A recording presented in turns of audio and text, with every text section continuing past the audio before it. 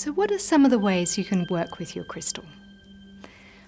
Once your crystal has been cleansed and programmed, its energy is with you consistently, whether you hold it or not. There is no set rule about what to do with your crystal once it's attuned to you. Depending on their size, some people like to carry them around in their pocket as constant reminders throughout the day. Others will keep them in a special spot in their home or their workplace.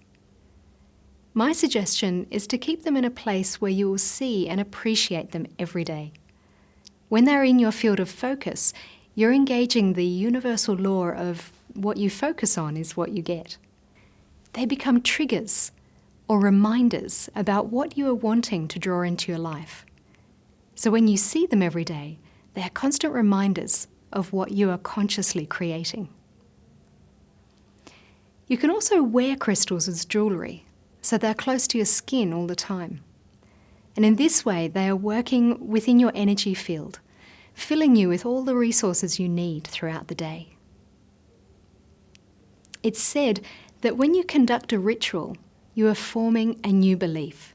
And I love this concept and subscribe to it wholeheartedly. It means that when you repeat an action every day, generally at the same time, with the same focus and intention, you are changing something within yourself for the better. As an example, I have a small altar in my workplace where I keep my favourite crystals and a few other items that have special meaning to me.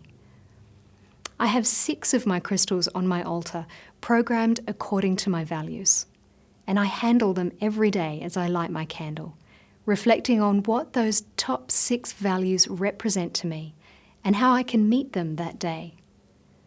And this ritual allows me to have a strong belief in my values and assists me in meeting them, therefore instilling a sense of happiness and fulfillment within me.